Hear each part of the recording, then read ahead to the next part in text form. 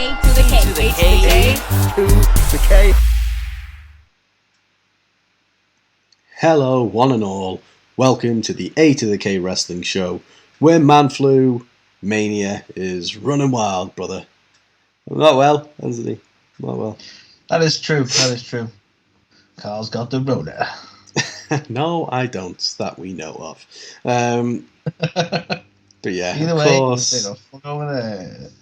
that's it. But I couldn't miss a show, unllike some people when they get the sniffles. I get it. I had a week off time. Well, yeah, we may as well drop the bombshell now. As long as all goes to plan, and I don't have Rona, in a few weeks' time, I won't be here. And so, I'm not dying, by the way. I just mean I'm going to go on vacation, and that means we won't have bombshell. That. No, but don't worry. I'm going to fill in for Carl with puppets. That's it. It'll be a more entertaining show, to be fair. No. He rambled on with a sock puppet for 4 hours. Yeah, Rambling Rabbit, in fact. Bray does it. Exactly. It works for Bray. It works for us. Sorry, guys, okay. And speaking of things that work for us, we're going to throw it over to Road Dogg for A to the K's little known fact of the week. Oh, you didn't know? So Anthony, WrestleMania has been and gone. And honestly, it's actually pretty fucking good, wasn't it? To be fair. Obviously we're going to get into that this week in our unique segment when we talk about WrestleMania reactions and results. But Anthony, synonymous with WrestleMania is the post-Mania Raw.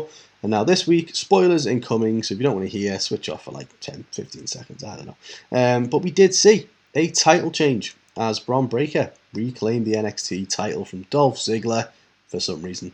But Anthony... And for those who don't keep up with NXT, Bron Breakker lost the title, by the way. Yeah, hot potato in that thing. But did you know, Anthony, there's only actually been 7 title changes on the post-Mania Raw editions, with the last one coming 6 years ago when The Miz beat Matt Cardona for the IC title right after he won it, the day after. Oh, yeah. Because fuck Zack Ryder was the motto at that point, I think. Exactly, and he showed them. But others included Paige beating AJ Lee, we all remember that. Dolph Ziggler winning this time instead of losing it against Alberto Del Rio. That was a pretty cool cash-in, to be fair. Yeah. As well as a plethora of tag team title wins for both plethora, the Hardys. was it? I've been listening to Cody Rhodes this week, so I can say big words. With the Hardys, Spirit Squad, and New Age Outlaws all winning the tag titles, and of course Eddie Guerrero winning the European title too. So yes, 7 title changes on post Mania Raw, and then this week we've got one as well. So fun and games. And there you have it. That was A to the K's little known fact of the week. And this is Road Dogg, one of them title winners, to sing us out. Oh, you didn't know? We did it. So, if you joined us last week, This Week in Wrestling's had a little bit of a facelift, a little bit of a makeover. Did a Cody Rhodes and dyed its hair black for a week, as we were just saying before we started this. But only we are sticking with it, because we have updated the format of the show, gone all the highlights and O-shites, and been replaced, of course, with just us talking about stuff. And it's not like it's a week old anymore, because we're talking about Raw that was like mere days ago. So we've always wanted. It's all we ever wanted. So let's kick off. Talk about WWE. I mean, we're still kicking off. That's what we do. But we're going to kick things off with WWE. And we talk about the man himself, Cody Rhodes, is back, Anthony, in the WWE. And he's such a troll. I'll caveat this. I thought this was really, really good. I genuinely did. But I didn't think it was going to be when the first thing he said was very much what he said in his AEW promo of, so, what do you want to talk about? And I was like, oh, God, no, what's he doing? But it was good. It was really, really good. It makes a difference, doesn't it? We were just chatting about this before we hit the big old record button. When Cody Rhodes actually has a purpose, and it's funny, isn't it? He's not just floundering trying to make stuff work with, like, I don't know, Anthony Ogogo and stuff for no reason. The fact is, this is Cody Rhodes being himself. Obviously, we all know how much he loves and respects his dad, and he brought up the story, which he's done many a times before. Dusty was never able. Oh yeah, he hasn't mentioned it that often. But yeah, so obviously Dusty Rhodes was never able to capture the big one. Obviously, he won the belt by count out, so he didn't get to keep the belt. And that was basically what got Cody into wrestling. As we know, he didn't get to do that either when he was with WWE. So let's say he had some unfinished business, if you will. And he cut a very impassioned, heartfelt promo. He was getting quite emotional, like he does when he talks about these things, obviously with his dad and stuff like that as well. And look, it was fantastic. This was the type of Cody promo that he did early AEW, which I absolutely love. The whole, from undesirable to undeniable thing. Although I know WWE are going to milk the fuck out of that catchphrase now they've got it.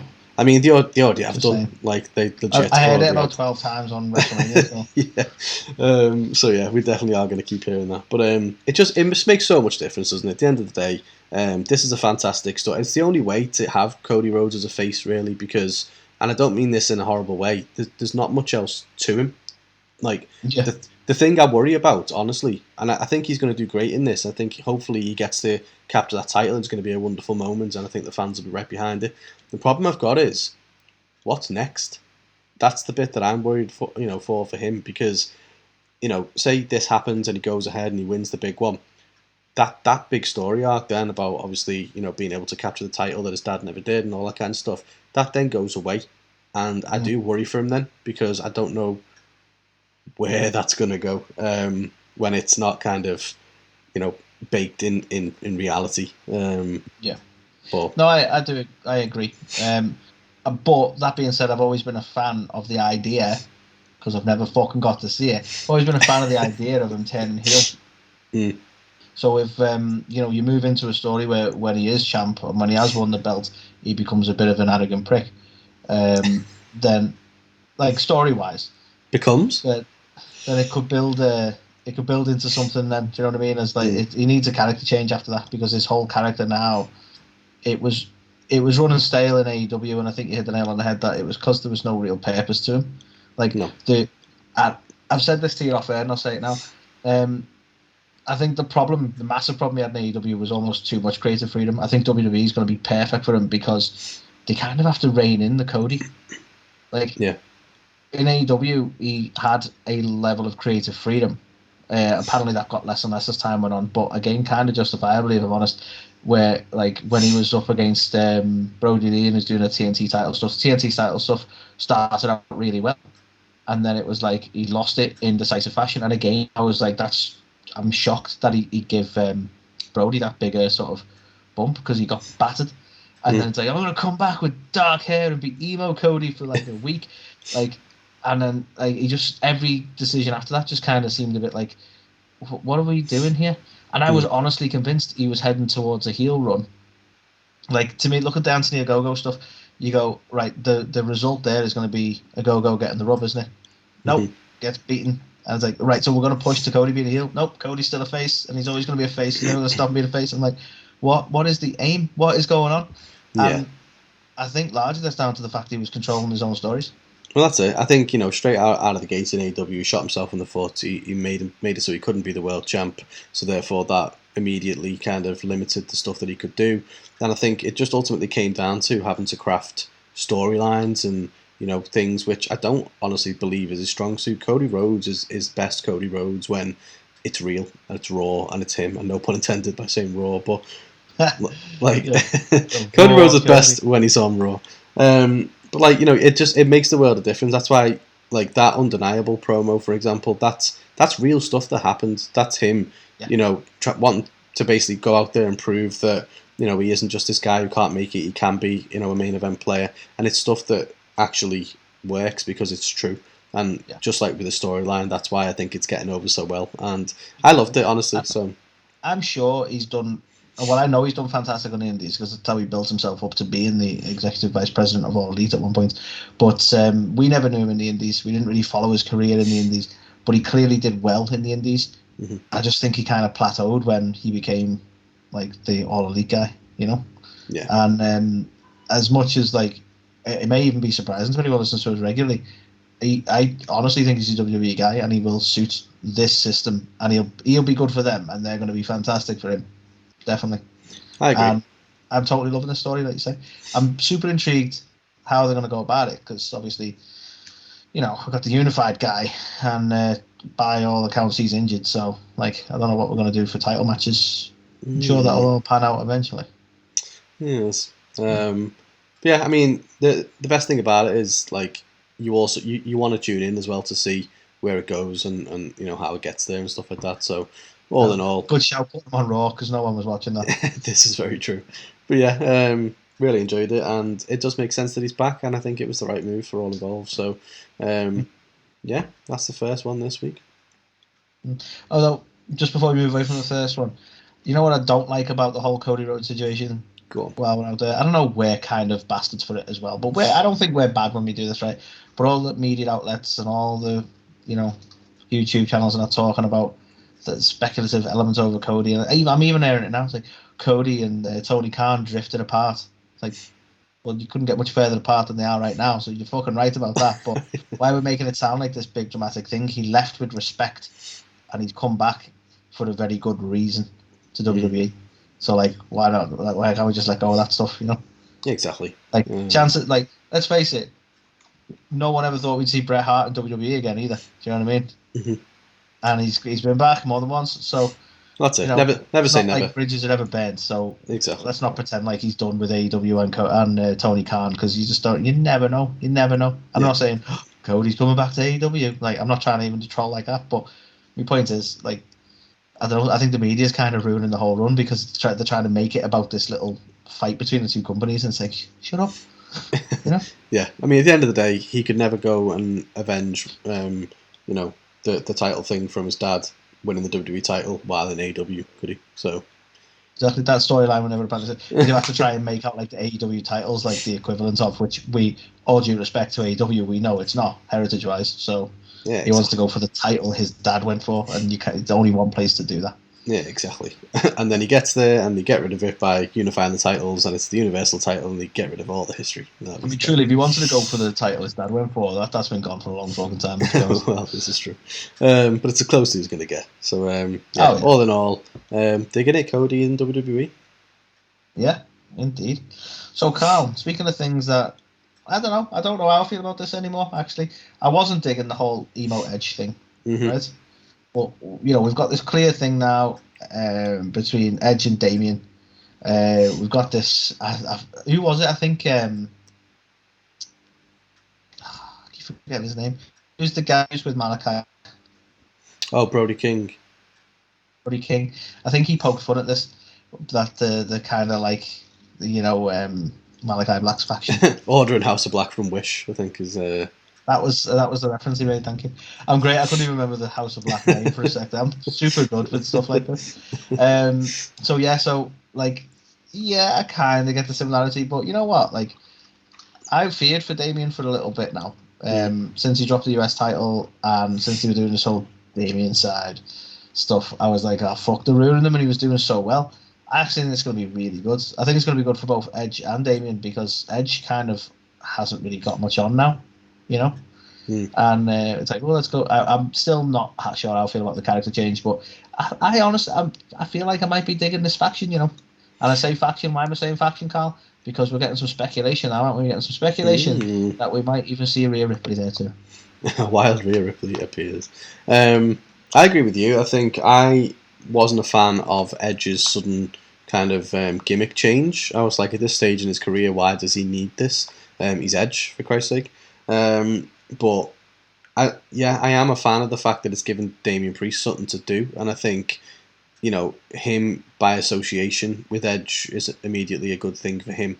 It's going to go one of two ways. He's either going to get like the I think I've just negated my own point. I was going to say it's either going to end up like the Major Brothers or whatever they were called at the time, with Zack Ryder and the other fella. The other guy. Where that didn't really work. The whole edge heads just didn't get them over at all.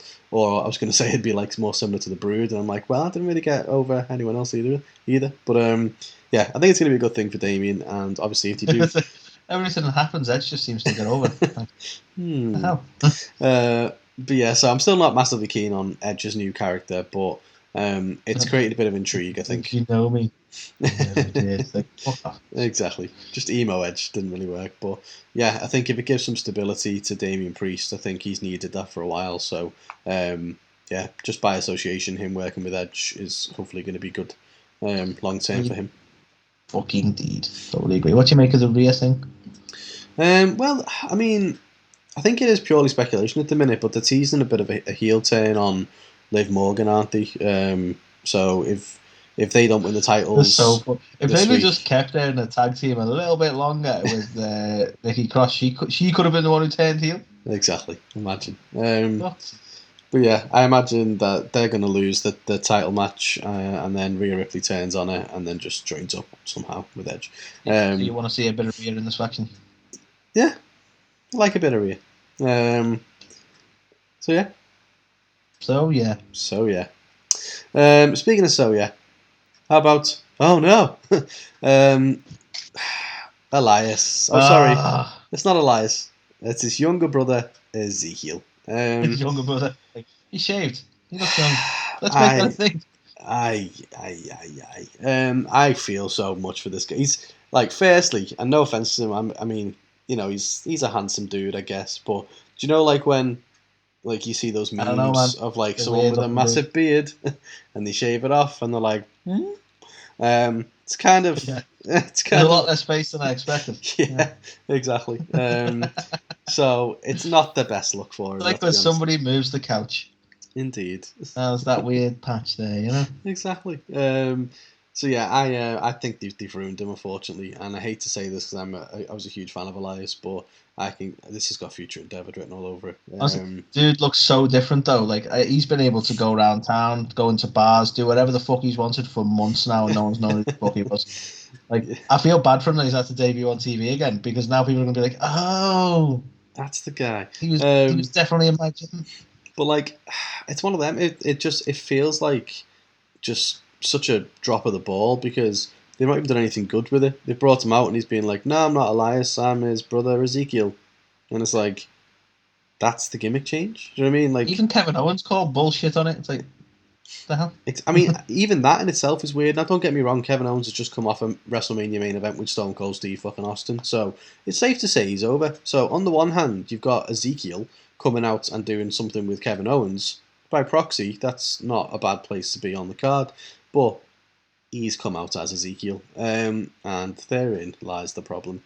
So I love how it's just a roller coaster ride, WWE as well. And it's like, oh my god, these Cody Rhodes, like this is insane. WWE are picking up. They're actually gonna this is crazy. And then you see Ezekiel and go, fuck. Okay, yeah, right back to where we were. Exactly. But like, it makes you think, doesn't it? Like, where the whole rumours are about him looking too much like Macho Man actually true, and so did he have this whole other backstory or thing that he was going to debut as, or? Then I mean, was Stephanie not leaving him alone or something?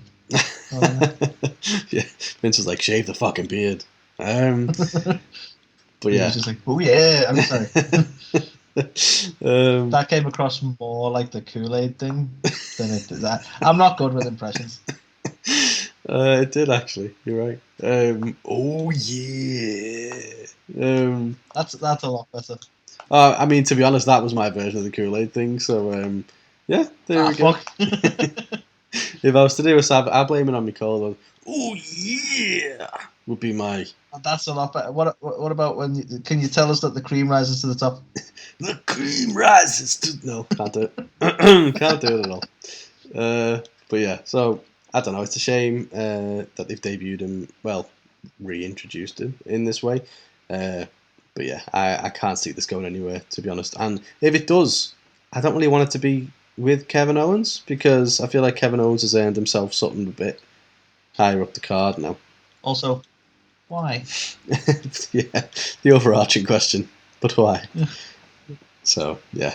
Not to be a great philosopher, but why? Indeed. I know, stealing from Family Guy. Anyone who pointed out, yes, I did. I'm a bit sad because I actually liked Elias. I like to walk with Elias. They've took every little bit of character out of him and gone, here's some orange trunks, shave your beard and be shit. And he's gone, okay, boss. Pretty much. I think that's actually what it said on the piece of paper. To be fair, just everything interesting about the dude. And I've never seen him wrestle, so I don't know if Ezekiel's a good wrestler. Elias certainly didn't do much in the ring. That's not why we liked him, if I'm honest. I mean, to be fair, with the unfortunate injury to Rick Boogs, they could have just had him keep the beard and just re-debut as Rick Boogs. Love it. Nice. Yeah, so that was weird. That was definitely weird. Speaking of weird, that's a shit segue, but whatever. So, Carl, and I'm curious your thoughts on this one. I'm going to talk about MVP. He's only gone and turned on Bobby Lashley, hasn't he? Yes. What a heel. Is it a heel turn? I don't know who's heel or face anymore.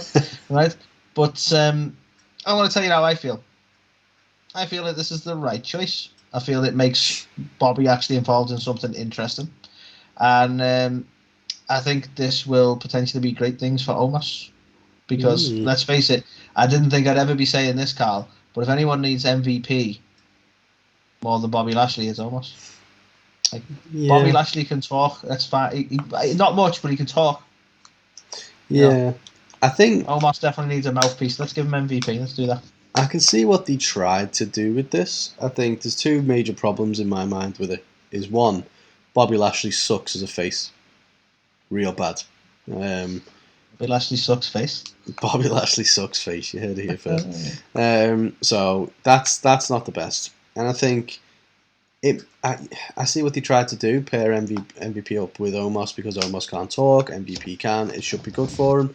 Problem is, I don't even think MVP can save Omos. He is just he's just a really big guy. That's pretty much all he is. And yeah, he's not exactly going to dismantle people in the ring like Bobby did. The thing with Bobby was like he wasn't much of a talker, but he was a hell of a wrestler. Exactly. Like Omos is not much of a talker and not much of a wrestler. Tall. But he's tall. If you want shit off a really high shelf, he's your man. Like his segments with MVP should just be the pair of them walking around Costco, just grabbing shit off top shelves for people. That's why I did it. Like, I told you, Bobby, I need to be with someone who can reach off the high shelves. Who better to reach the brass ring than the guy who's actually literally just right near it? Do you know what? If the end of this thing isn't just a Money in the Bank ladder match where Omos just goes, man, without a ladder, yeah, that's the goal. He just jumps a little. Probably can't even do that. He's got not an athletic bone in his body. But yeah, so I don't know. I think, to your point, I see what they tried to do. Hopefully, I'm completely wrong, and that it does work wonders. But Bobby Lashley as a face never works well, and I think Omos just doesn't have any charisma. With all respect to Bobby Lashley, what he was doing right now was kind of stale, wasn't it? Like there wasn't much doing for him in MVP anyway, so might as well mix it up a bit. Exactly. What's the expression? Fight or flight. One of the two, yeah. Yeah, and I think this is going bye-bye birdie, if you ask me. But we'll see. See how long we stick with it. See. WWE haven't had a good history of flights. This is true. Very topical. Woo. Right, so moving on to the next one. And again, I know we don't do O-shites and stuff anymore, so I'm not going to class this as an O-shite as such, but I just didn't really get this. So NXT have just had their own premium live event, Stand and Deliver 2, Electric Boogaloo. And it did have a title match, and it was between the new champion Dolph Ziggler and Braun Breaker, who was trying to reclaim his belt, and he failed, Anthony. Didn't do it. So naturally, they will then rebook the title match again for no apparent reason, for the NXT title on Raw a few days later, because that makes sense. And Braun Breaker wins the title. So it's like, okay, cool. Except, a couple of things. Like, if you're that big on Braun Breaker, just fucking call him up. Don't have him coming for the NXT title on an episode of Raw, because you kind of ask yourself... I can't decide. Why? Are they big on Braun Breaker? I can't even decide anymore. They've had him lose, twice to Dolph. Lost his title, lost his rematch. And then just give him another match anyway, which, alright, he's won. But it's like, what's your aim? What is the aim here? They've had a trilogy of matches and Dolph's come out the better on two of them. You see, though, that won't even be remembered. What the long game is with this is Braun Breaker, 83-time NXT champion. You know, he lost it 82 times, but still, he's had it 83 This times. isn't the 24/7 title, guys. What the fuck's going on? Apparently, you can defend it wherever the fuck you are. Exactly. Like, I don't know. Fuck this right I don't really understand why put the NXT title. Like, the NXT's been a part of Raw now for weeks and weeks and weeks, and I'm kind of just like because they're like, watch it, come on, exactly good. So they put it on Raw, so you'll actually go, what? Who are these guys? What's an NXT? What's going on? What's a next? Is that one of them pictures that you buy on the internet? How's that not being turned into some kind of meme? How's that? But yeah, so I wasn't digging this. I don't know what your thoughts were, but don't get it. Shouldn't be on Raw. I feel like I've hinted at my thoughts, but it's just stupid. I mean, I hate to say it, but I kind of I didn't want it to happen, and I'm not saying it's definitely happened, but I feel like they've kind of plateaued with Braun. They're like super big on him, and he's going to be a megastar, and now they kind of don't know what they're doing. Sounds about right. But I think they're pushing him into a storyline with Joe Gacy for some reason. It's like, why? Again, but why? Why? So, yeah, nonsense. Utter nonsense. And I sincerely want Braun to do well. He's definitely got all the tools to be super talented, but I can't fathom what I don't understand how the new NXT in general ended up with like Mandy Rose and Dolph Ziggler as the top champs. Yeah, it baffles me. Exactly. It's NXT 2.0 where we bring people from the main roster down to developmental. Okay. Isn't it NXT -1? Like it's like that's pre NXT right now. Like it's not black and gold NXT. That's before black and gold, right? Well, that's it. They're going to flip the original concept of NXT on its head. It's going to be the seasoned pros being mentored by the rookies. Fun for all. Schooled, if you will. Hui, like that. That's what should be called. NXT schooled. Schooled. I like it. Yeah. Anyway, stupid. It is. So Carl. Yes. Roman Reigns. I know we're not doing highlights. He does. You're right. I know we're not. But a lot of people have said, this match didn't deliver, etc. Right? Absolutely the right call. Roman should have won it. A lot of people are like, who's going to beat Roman now? Like, don't know. God? I don't know. Doesn't matter to me. Roman couldn't have lost to Brock. They're equally on par at this point, aren't they? Like, who would beat Lesnar now? You could say the exact same fucking question no matter who won. But I think Roman was the right choice as the winner. However, I'm going to give them a bit of a pass on the what is alleged to be a disappointing match. I don't think it was that bad a match. A lot of people have said it didn't deliver what they were expecting. But by all accounts, and from what you've seen on the pictures that I sent you, Carl, because I said, not those ones. I sent you some pictures. And it looks as though Roman suffered an injury during said match. So, apparently it's a torn muscle as well, for those who want some. I'm not going to call it news. I haven't put it in the news. I'm not going to try and spoil, because I don't know. It's going to turn out that like he didn't, and then you're going to be like, see, fake news. It's not fake news. I'm speculating shit from what I've read. He's able to lift them titles up, all right, isn't he? You know what I'm saying? Well, I don't know. One was a bit lower than the other. That happens, so especially as you get older. What?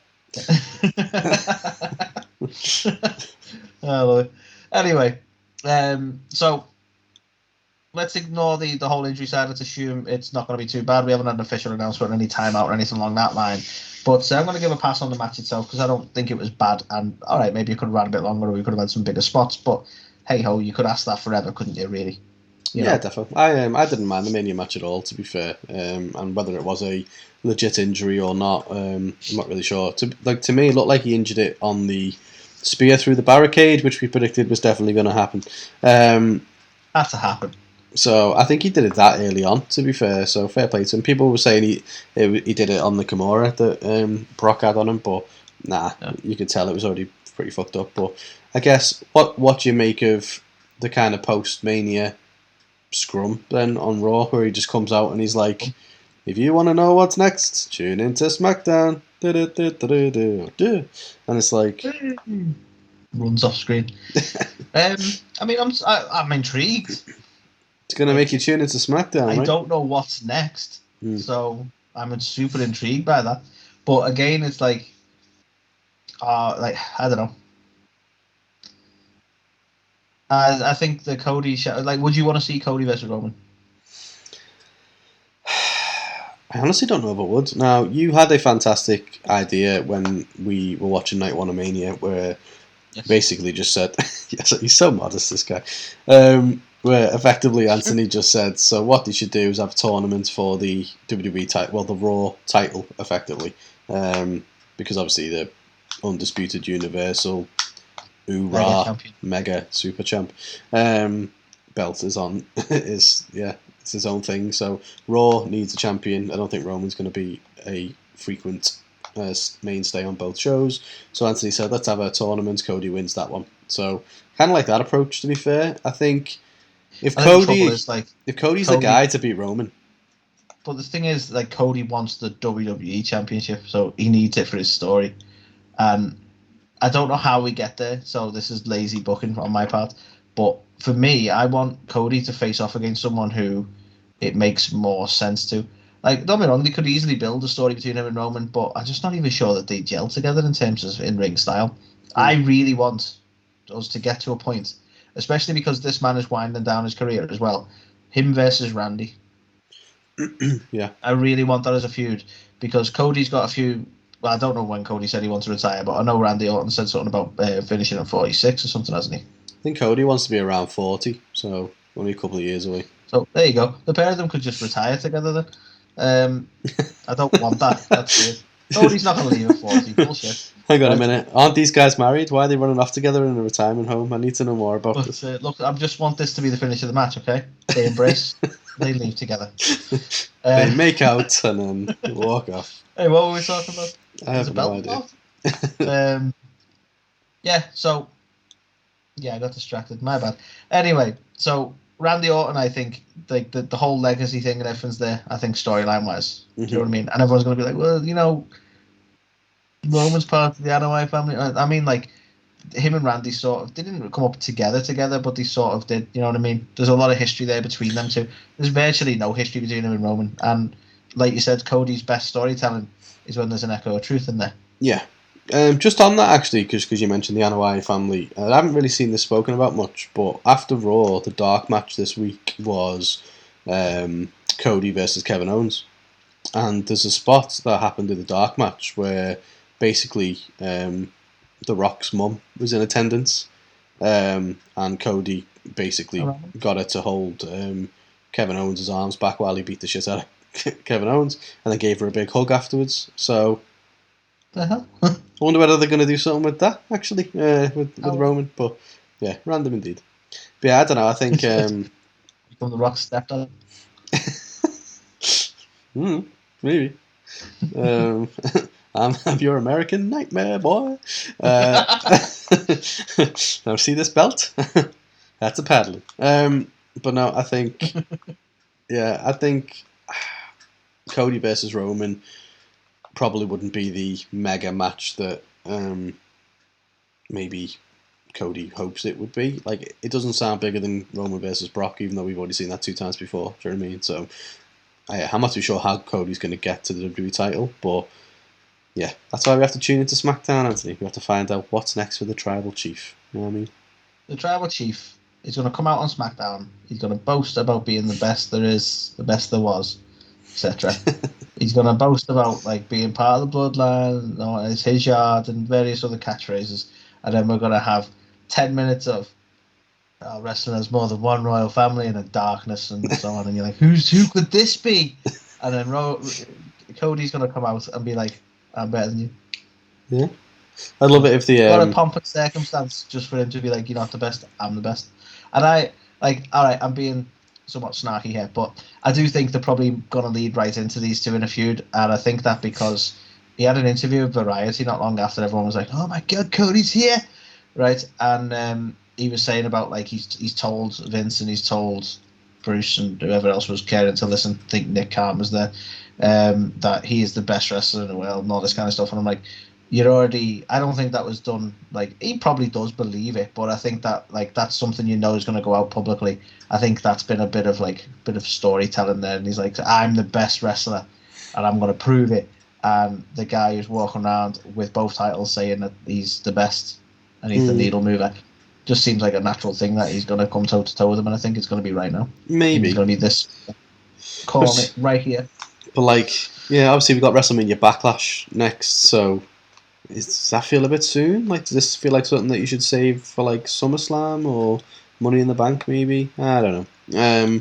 But yeah, I legitimately don't know where it's going. But I don't know. Climb the ladder, Cody Rhodes. I'd love Cody to, like, honestly, I feel like he's made it very clear what he wants, but I feel like there has to be a journey to it. Mm-hmm. Like, honestly, if you ask me, I feel like Cody should have to like win Money in the Bank or do something to actually get to that point. I don't think it should be as easy as, I want a title match. He's not Goldberg, for fuck's sake. Right?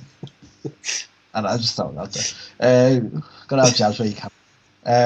So I prefer. I have my suspicion he's gonna like just go face to face with Roman at SmackDown this week, but I would love if there's actually a bit of like a challenge to get to it, because it seems a bit. He'd almost feel a little bit empty. It's like, I've come back because I want to win the title, on behalf of my father, etc., etc. And then it's like, look, I just did it. It's like, oh, cool, thanks. Yeah.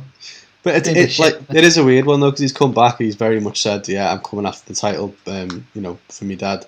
And then it was like, next week, it's Cody versus Ezekiel. It'd be kind of like, right, okay.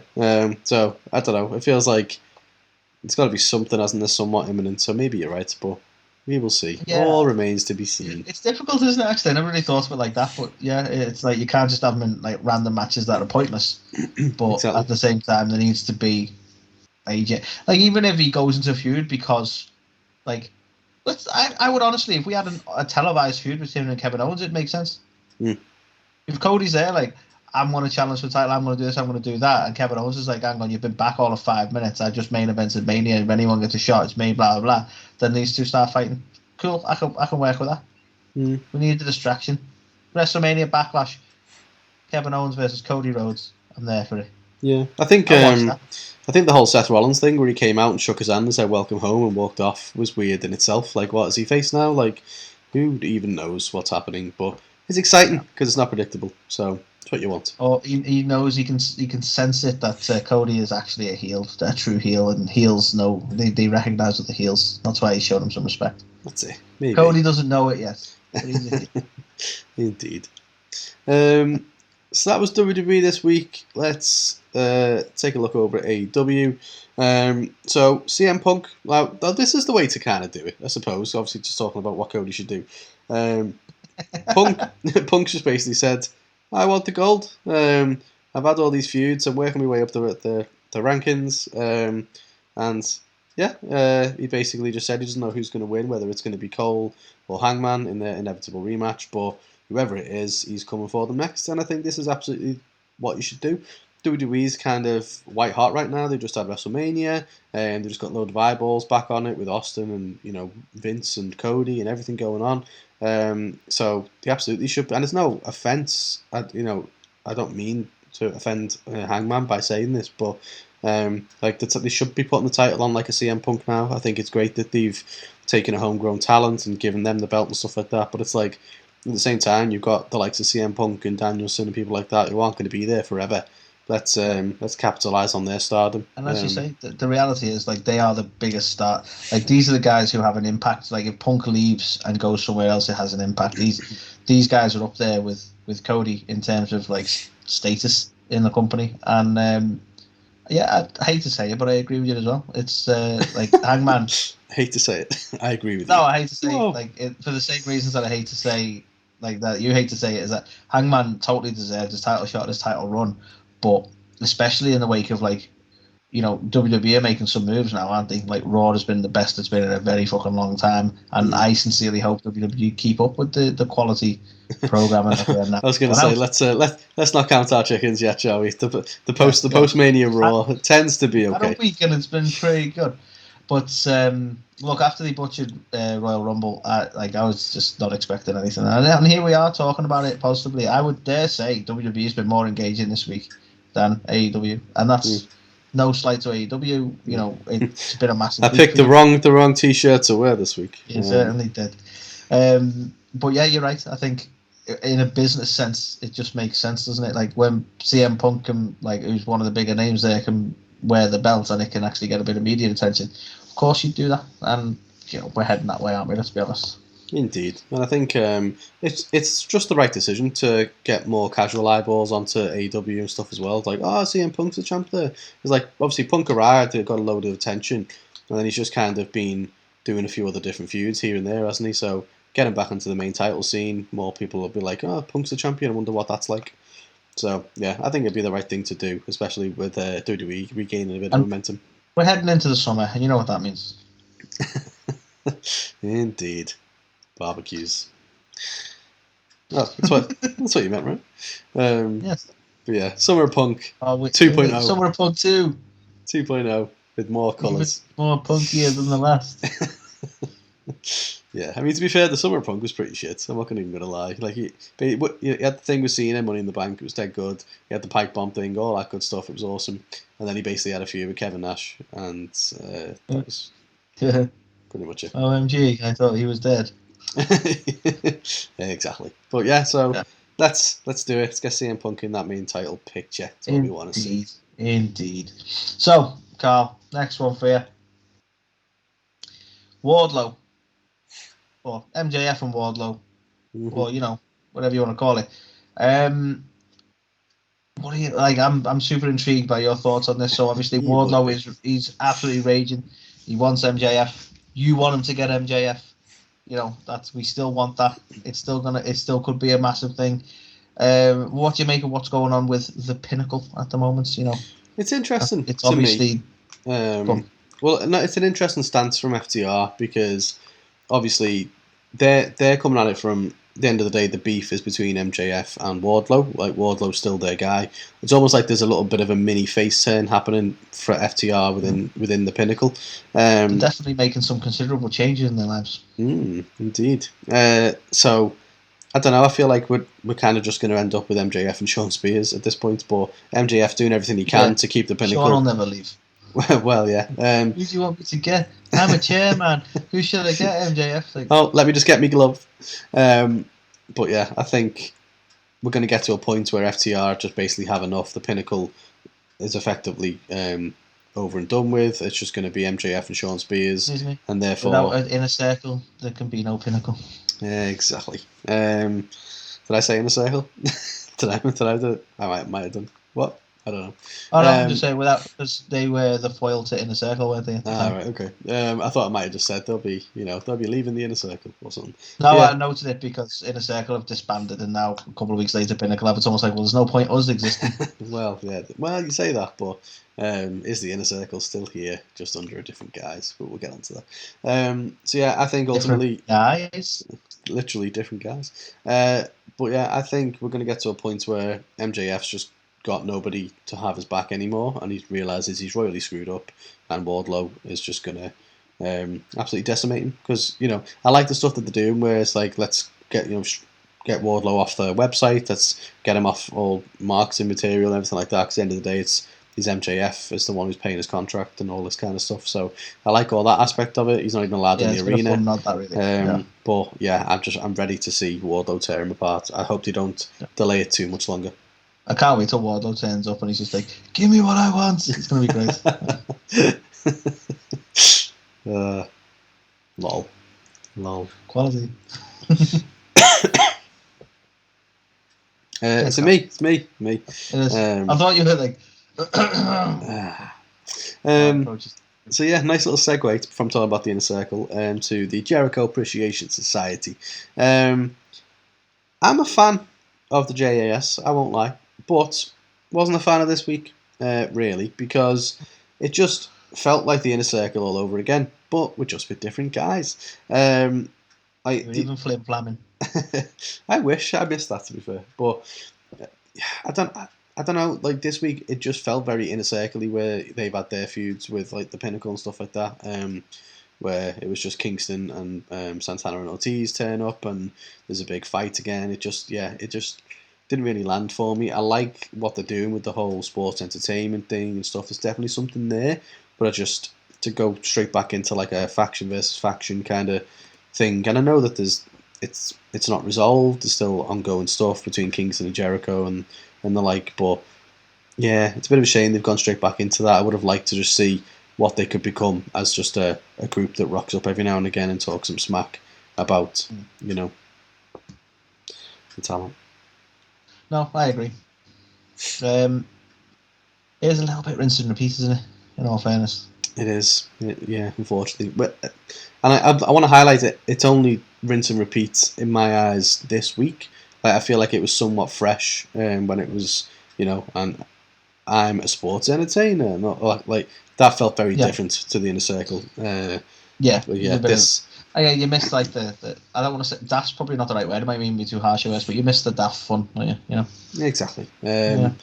So yeah, I think it'd be nice if Jericho stopped playing faction wars for a bit and started just, trying to do something. What was? Yeah, just grow his own faction, and develop the people within there. Let's try and get Danny Garcia a TNT title match. Let's try and get 2.0 the tag title shot. Things like that. Like he did it for Sammy Guevara. Exactly. Yeah. Mm-hmm. Yeah. So, speaking of factions, Carl. See, that was a segue. I like it. Danielson and Yuta. Let's see. Again, I'm super intrigued what you'd make of this. I mean, he definitely loves a good slap fight. We know this much. But what do you make of this? Firstly, Wheeler Yuta is all elite. But secondly, is he joining the Blackpool Combat Club? Because the ways of showing affection are quite confusing, so it's hard to tell. But it seems he might be joining them. Yeah. I like that. This is exactly what they were apparently going to do, wasn't it? Even before Regal, it was like Moxley and Danielson could mold the young talent, and who better to shout really than good old Wheeler. Well, that's it. He's kind of just come out of nowhere, at least for us. But he's been quite heavily featured.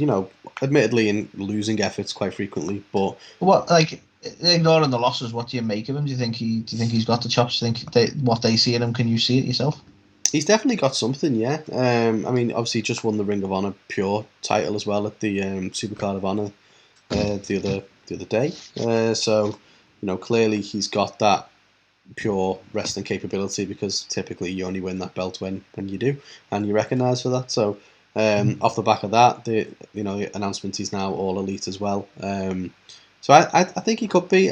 I'm glad that the whole best friends stuff is over and done with, because he wasn't really the right fit at all for them. No, I think this is again what I've always praised AEW for, is for the most, and I'm not going to say they do it all the time, but for the most, they have a good ability to recognise when something's not working and course correcting a bit. And I think this is a fine example of that one. They've gone, it's not working. Yeah, exactly. But I'm interested to see if he does become a member of the Blackpool Combat Club. How does that work? Because right now it's an awesome little faction of badasses. So it's like when they start incorporating some youth, how will that be? Some youth. Yeah. It's funny because it kind of references his name, and then also like a British reference. Ute. Works on so many lessons. It does, yeah. Here's a t-shirt. So yeah, I don't know. I think it seems that way, that he is going to end up going down that route and joining them. So interesting to see what that does for him. I think it's got the potential to do wonderful things for him. At the end of the day, Ring of Honor Pure champ, just made all elites. Now if he joins that as well, he's had a pretty good fucking week or two, hasn't he? Man, let's be honest, getting slapped by Regal, I'd be quite pleased with that. Not like a kinky way, but to be able to be like, you know what, Regal slapped me, that's an accolade, isn't it, in itself? Indeed, you heard it here first. You're laughing this off, Carl, right? I can guarantee if it was like, hey, William Regal's going to be at the Full of Wrestling, and it's like 10 quid if you want him to slap you in the face, you'd be like, so I've bought those tickets, and I'd be like, okay. I mean, yeah, it'd be like on Ready to Rumble, crown me. That's exactly what we would be like. But yeah, indeed. So is it back to it's my one now. Back to you. So should give you this one because you like, you hate Kyle O'Reilly, so I bet you would have hated this. That's why I'm trying to stay away from it, because I'm not going to be unbiased. I'm going to be so biased. I am keen to get your thoughts though. So obviously, Adam Cole, stole the AEW title away from Hangman and then he also stole the tag titles away from Jurassic Express, and basically, whatever we're calling these guys now, but Red Dragon and Adam Cole all come out with the titles that they stole, with their names and, little Sharpie writing over the top of them, basically making it like they own the titles.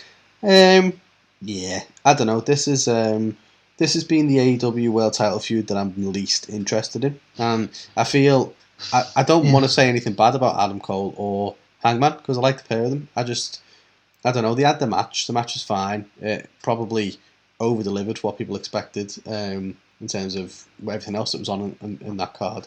But it should have just been done then. So the fact that they've carried it on just feels a little bit overkill. And doing stuff like this to try and further the feud, just underwhelmed with it. It's probably the best way to... I was intrigued by the concept at first, I'll be honest with you. I was like, what would you do if someone just took your belt, Well, your pants would probably fall down quite a bit. Well, that's theft, so you'd probably just, I don't know, steal it back. Or, I'm trying to think of how you do it in the wrestling world. You bring the police probably, but, in this scenario, it's like, well, why don't you just steal it back? But I'm like, the more I think about it, in terms of what this does for the feud, it's like, the longer they hold those belts, they make the champions themselves look stupid. Because they've just been mugged right off. But then they make themselves look stupid. It's the most British thing you've ever said. They've mugged him right off. Your other shirt. There's your other shirt right there, Carl. Mugged right off. Can it be a picture of a mug? Yeah, of course, it has to be. So, it doesn't do well for the champions themselves because they've just had the title stolen and can't do fuck all about it. But at the same time, you go, well, why don't you guys just actually fucking win them? You've clearly got the better of them because they can't get the titles back off you, so why don't you actually legit fucking win them then? So it makes everyone look kind of stupid.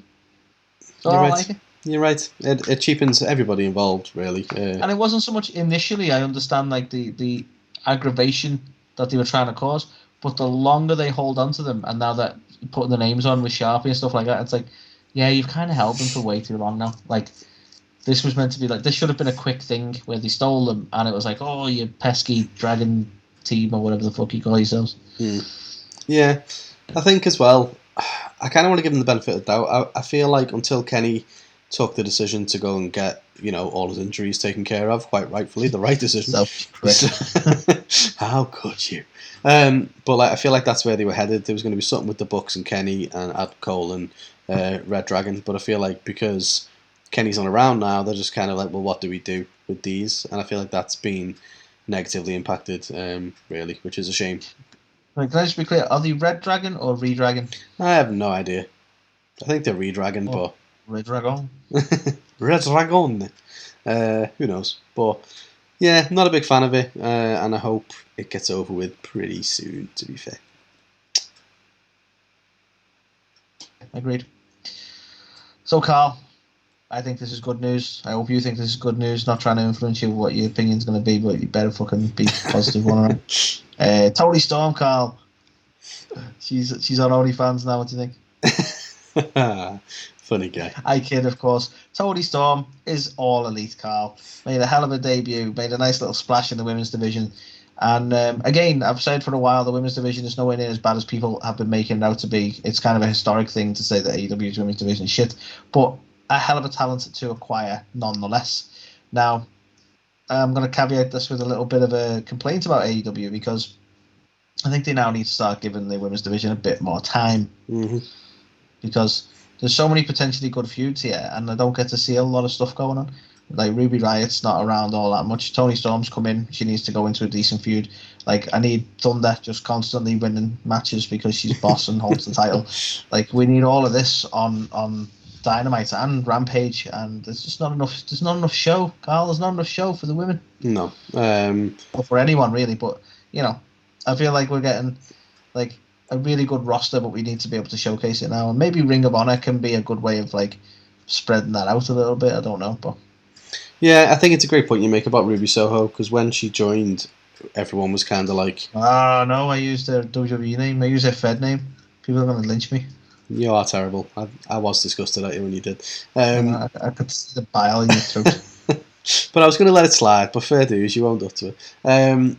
But yeah, I think obviously when she joined, that was seen as quite a big thing, and I think a lot of people were like, yeah, she's finally going to get the chance. But yeah, we haven't really seen anything of her, have we, for a while? And I think, and no disrespect to Nyla Rose either, but like now she's the one going after Thunder Rosa, and it's like, well, okay. I don't know. AEW made this a rite of passage where when you win the title, you have to fight Nyla Rose next. Maybe it's like that boss battle.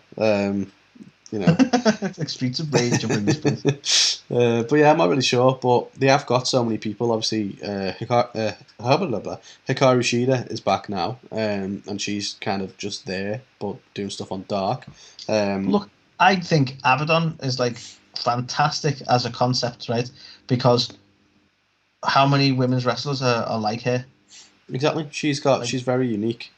She's like, for me, she was always like, you get characters like her constantly with male wrestlers, but you don't get it a lot with women's wrestlers. And her whole character was fleshed out. It was brilliant. She was intimidating.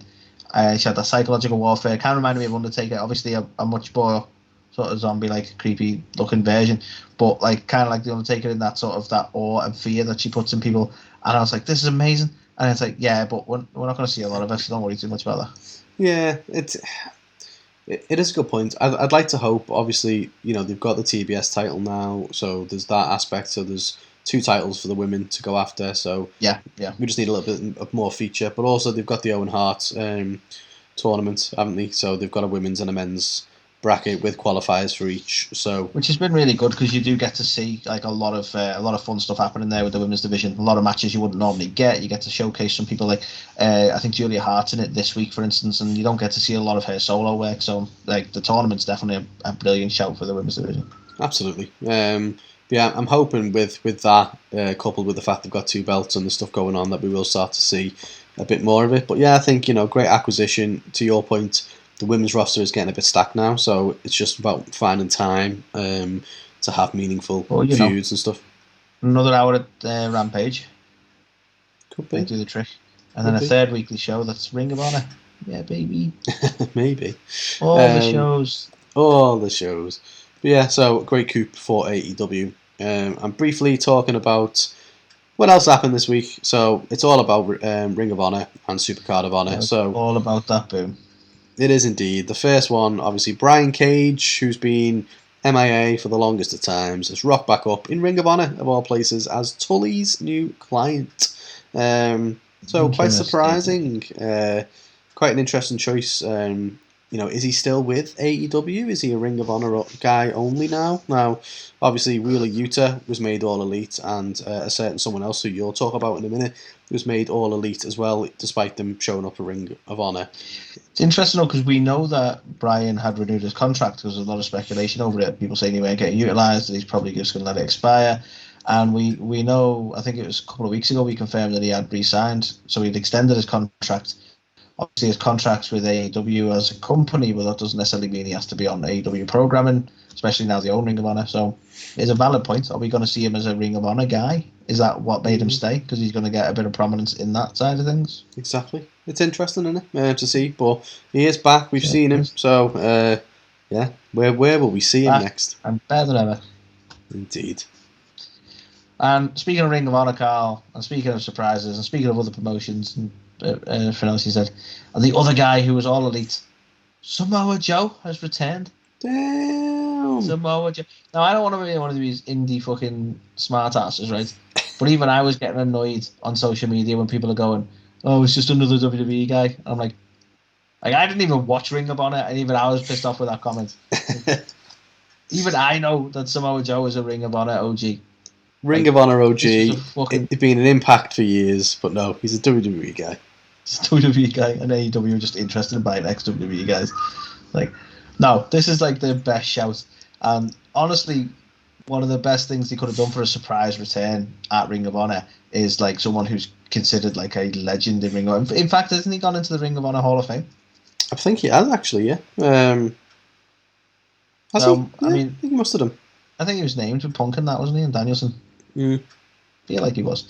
Anyway, you know, I don't know what's going on with Joe's sort of injuries and such like that. I know WWE weren't keen on keeping him in ring action. We had that sort of return on NXT, and then it wasn't, and then he was released. So I just sincerely hope, he's back. He's definitely back and ready for action. So I hope we get to see more of him in the ring, and it's not in any way risky.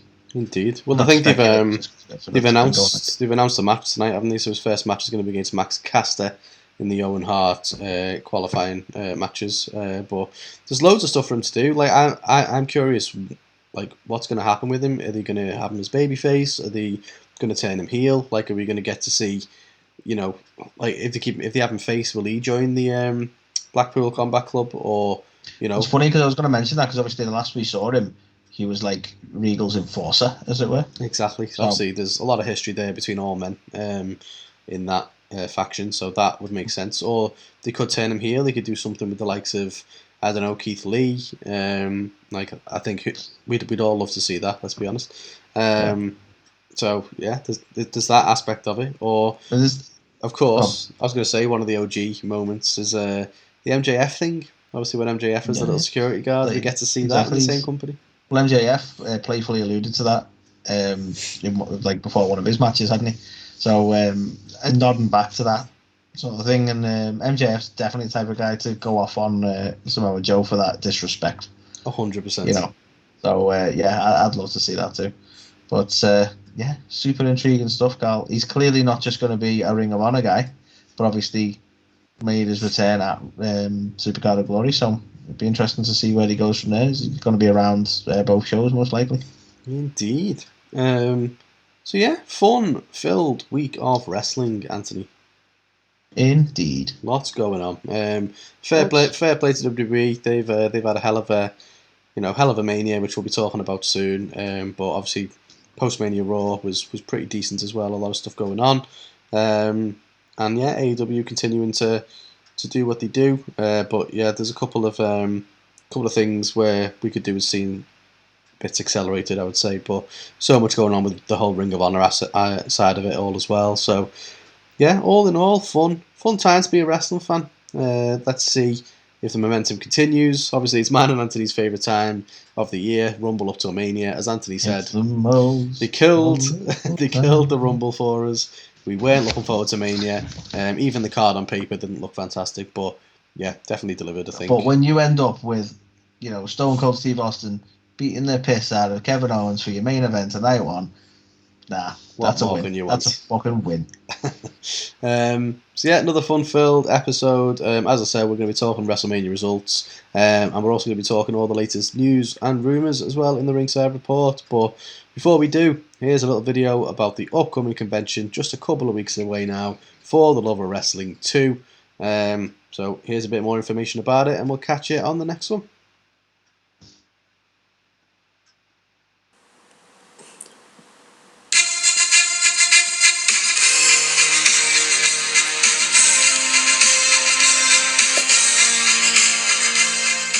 For Love of Wrestling, Europe's largest wrestling convention, returns to the Exhibition Centre in Liverpool on the 23rd and 24th of April.